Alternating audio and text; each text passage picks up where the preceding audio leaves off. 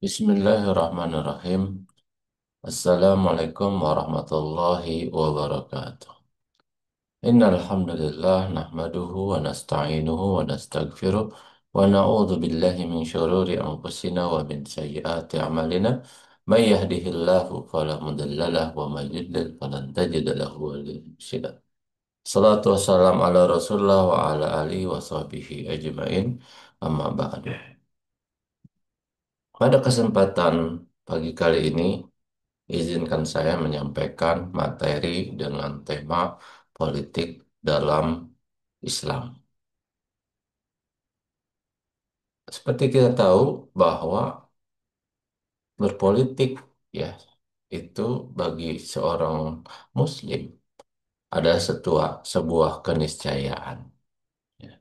Berpolitik secara Islami adalah satu kewajiban. Mengapa demikian? Karena setiap manusia, setiap kita sesungguhnya seperti dikatakan Plato adalah zon politikal, adalah makhluk politik, adalah makhluk sosial, adalah makhluk yang berinteraksi. Oleh karena tersebut, merupakan bagian dari penyerahan diri dan totalitas dalam mengamalkan Islam sebagai pedoman hidup dan seluruh aspek kehidupan. Muslim yang hakul muslim atau benar-benar seorang muslim adalah tidak mungkin anti politik atau apolitik. Karena setiap muslim itu sesungguhnya sedang melaksanakan politiknya, sedang peduli dengan lingkungannya, sedang peduli dengan masyarakatnya, sedang peduli dengan negaranya. Mari kita renungkan firman Allah Subhanahu wa taala, dan Allah telah wa daraballahu masalan, perumpamaan negeri yang dahulunya aman dan tentram, rezekinya datang kepadanya melimpah ruah. Tetapi mereka mengingkari nikmat Allah Subhanahu wa taala itu dan merasa kepada mereka apa ya. Tapi Allah membuat kepada mereka merasakan apa yang disebut libasul khaufu wal ju', pakaian kelaparan dan disebabkan perbuatan mereka. Jadi pada ayat Al-Quran ini Allah menggambarkan tentang satu kaum yang dulunya mendapatkan rahmat berkah dari Allah Subhanahu wa taala, tetapi karena mereka ingkar terhadap nikmat-nikmat Allah, lupa terhadap Allah, melakukan kemungkaran, melakukan kemaksiatan, akhirnya mereka ditimpakan azab, ditimpakan musibah.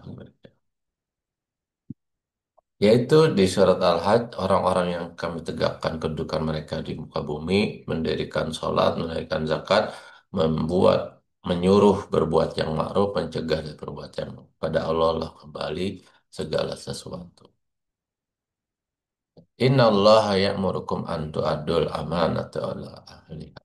Sungguhnya Allah menyuruh kalian memberikan amanah kepada yang berhak.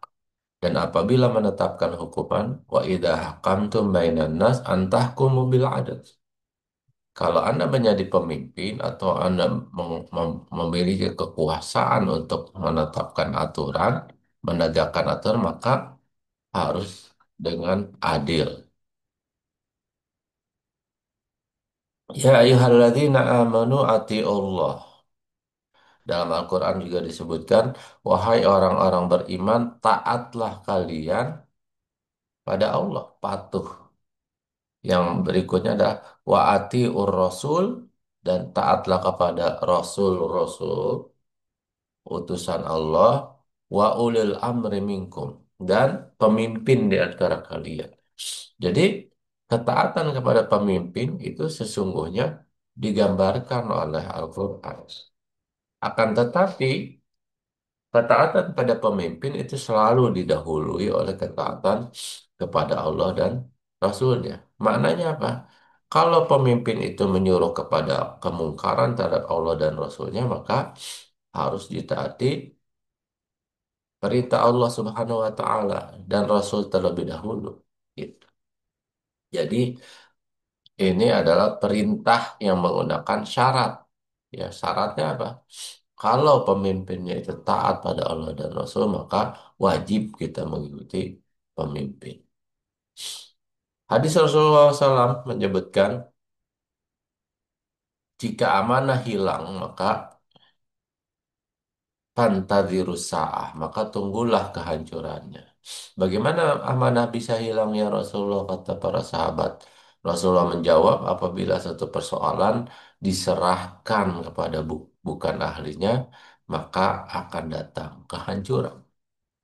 Dalam konsep negara apapun, kalau kita lihat misalnya eh, jurnal dan ditulis menjadi buku oleh Aceh Moglub ya, How Nation Fell, bagaimana negara itu jatuh. Itu kan menggambarkan secara jelas bahwa ketika negara itu tidak dikontrol oleh sistem yang benar, kemudian kekuasaan apa berlaku sewenang-wenang, maka itulah yang menyebabkan nation fail, kegagalan.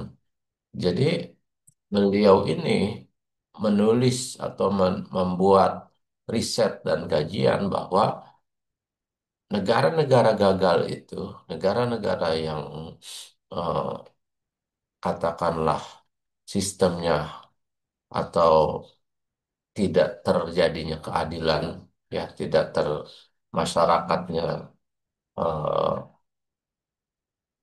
berada dalam kehancuran sebuah sistem, itu disebabkan karena kekuasaannya diselewengkan, disebabkan karena para pengusahanya tidak diberikan kesempatan yang sama. Jadi ada kelompok-kelompok pengusaha itu yang memang dipelihara oleh para penguasa ini dan mereka selalu mendapatkan keuntungan atau dalam bahasa kita adalah terjadinya politik, terjadinya eh, persekutuan antara politik dengan bisnis. Maka itulah yang disebut sebagai korupsi, kolusi, dan nepotisme. Kemudian di hadis yang lain disebutkan, jika kamu singgah di satu negeri dan tidak memiliki pemimpin, maka apa? Maka pergilah. Karena di situ kalau negeri tidak ada pemimpinnya akan terjadi chaos, akan terjadi vacuum of power, hilangnya kekuasaan. Dan itu punya dampak buruk terhadap publik atau masyarakat. Umar bin Khattab dan Imam Al-Ghazali, misalnya Umar mengatakan, La Islam illa bil jamaah. Tidak ada Islam kecuali dengan berjamaah. Jadi menegakkan Islam itu tidak bisa sendiri-sendiri. Contohnya pas sholat itu kan berjamaah. Haji itu harus ada yang mengatur. Kalau misalnya tidak ada yang mengatur, tidak ada kekuasaan, maka tidak akan terjadi pelaksanaan ibadah haji itu. Tidak ada arti jamaah tanpa amir dan tidak ada amir tanpa ketaatan. Imam Al-Ghazali juga mengatakan, ketahuilah bahwa sesungguhnya syariat itu pokok dan raja itu penjaganya. Yang tidak punya pokok akan hancur dan tidak ada penjaganya akan musnah. Imam Al-Mawardi menyebut dalam bukunya Ad-Dunya, ingatlah untuk memperbaiki dunia sehingga keadaan menjadi teratur dan urusannya berjalan dengan harus mewujudkan 6 faktor. Nah, apa saja agama yang dipedomani, pemerintah yang kuat, keadilan yang merata, keamanan yang menyeluruh, negeri yang subur, dan cita-cita yang tinggi. Nah, para pendiri bangsa kita, the founding father di Indonesia sudah meletakkan sebetulnya apa sesungguhnya cita-cita bangsa ini, ya kan? Eh, menjalankan apa yang disebut sebagai eh, negara untuk mencapai kemakmuran dan kesejahteraan rakyat. Karena itu bagian dari cita-cita negara. Kemudian apa? Menegakkan yang disebut sebagai kebebasan atau eh, disebutkan dalam pembukaan preambul undang-undang kan disebutkan cita-cita bangsa dan negara Indonesia adalah membebaskan seluruh bangsa dari penjajahan.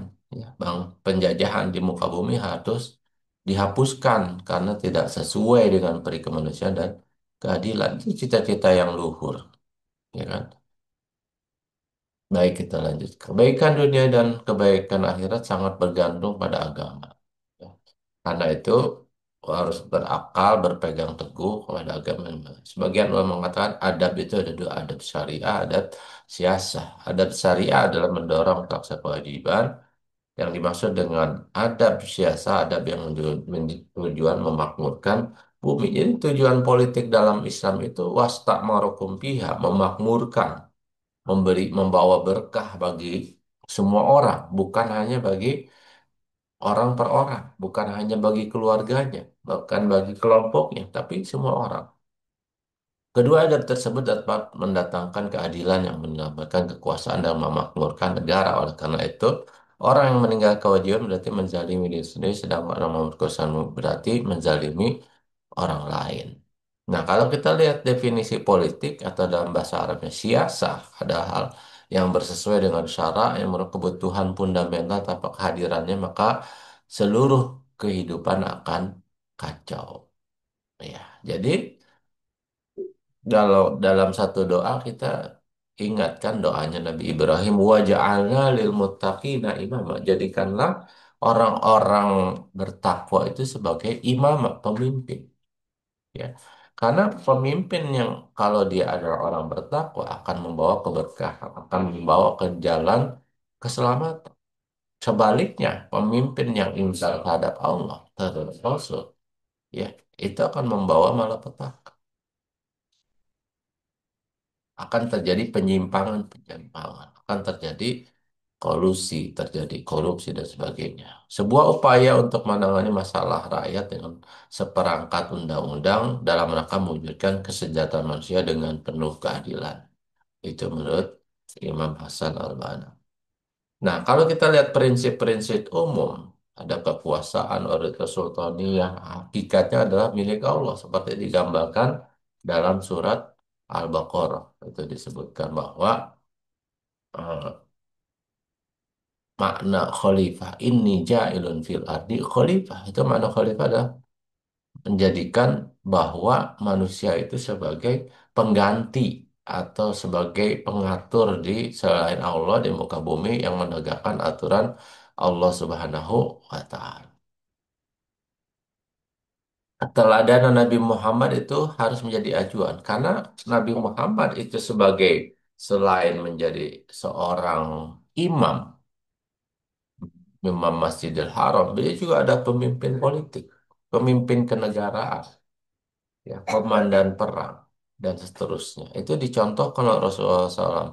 Bagaimana berdiplomasi dengan negara-negara, bagaimana berdialog dengan bangsa-bangsa yang lain.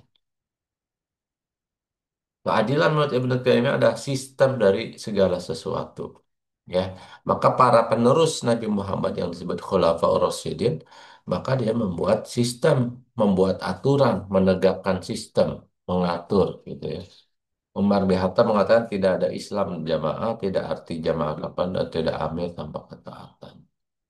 Nah, dalam surat Asy-Syu'ara bahwa disebutkan wa amrohum bisyuro. Bahwa konsep dalam Islam itu kepemimpinan itu musyawarah, ya, musyawarah. Dengan sistem musyawarah itu nanti para pemimpin akan menimbang mana yang maslahat, mana yang mudarat bagi publik secara keseluruhan. Nah, karakteristik politik Islam Rabbaniyah, berketuhanan, syariah, ya, sesuai dengan nilai-nilai syar'i, tawazun, ya, seimbang, adil, moderat, alamiah, manusiawi, egaliter, harkat, martabat, memerdekakan, bermoral, orientasi akhirat, dan orientasi pelayanan. Ada sebuah contoh misalnya dulu ketika pembahasan Undang-Undang Perbankan Syariah, ya kan? Ada kelompok-kelompok tertentu yang menentang dengan partai tertentu, ya. Kalau nggak salah partainya ada yang banyak mayoritas dan muslimnya, mereka menentang. Padahal bagi sebuah negara itu adalah sebuah hak, ya. Seseorang itu menjalankan fungsi keyakinannya. Dan perbankan syariah sesungguhnya punya nilai bahwa eh, keadilan dalam bertransaksi ya, itu harus ditegakkan. Contohnya apa? Karena menolak sistem ekonomi ribawi misalnya yang menzolim kelompok tertentu. Ya, oleh karenanya pada saat itu partai-partai Islam sangat mendukung perbankan syariah. Anda bayangkan kalau misalnya tidak ada partai-partai Islam di sana, kemudian tidak ada eh, orang-orang Islam yang berada di partai-partai yang nasionalis misalnya juga tidak mendukung, maka undang-undang perbankan syariah itu tidak akan hadir. Kalau undang-undang perbankan syariah tidak hadir, maka tidak ada sistem perbankan syariah, tidak ada sistem ekonomi Islam. Nah gitu. Maka itu kalau seseorang itu menjadi apolitik, ya, tidak mau terlibat dengan politik atau anti politik Islam, maka semuanya akan diatur dengan sistem-sistem yang lain, gitu. Maka Islam itu tidak akan mewarnai dalam kehidupan berbangsa dan menegara. Ini menjadi sayang karena fungsi Islam sendiri adalah rahmat, manfaat perbankan syariah misalnya. Ya kan dinikmati bukan hanya orang Muslim, tapi yang non-Muslim, agama yang lain, ya, keturunan yang lain itu juga menikmati perbankan syariah dan negara mendapatkan keberkahan dari penerapan perbankan syariah. Karena perbankan itu kan mendorong perekonomian yang sebetulnya negara itu membutuhkan bagaimana masyarakat mendorong perekonomian. Baik, kita lanjut. Bagaimana Islam memandang negara? Sesuai dengan surat An-Nisa ayat 58 59, maka menunaikan amanah, menerapkan hukum, kembali kepada Al-Quran, hanya mungkin efektif jika dilaksanakan kaum muslimin dalam sebuah negara, sebagaimana Rasulullah dan para khalifah Rasyidin menjalankannya.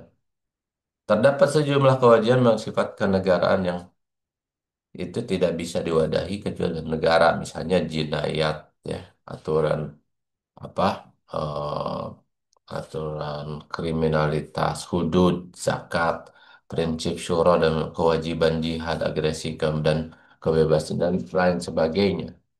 Yang itu misalnya dalam hukum pernikahan, ya kan kalau tanpa negara ya nggak bisa diterapkan gitu ya. Akan berantakan kalau masing-masing institusi membuat gitu. Baik, demikian saja perkuliahan kita pada kesempatan pagi kali ini. Hadanallahu wa iyyakum ajmain. Syukran wassalamualaikum warahmatullahi wabarakatuh.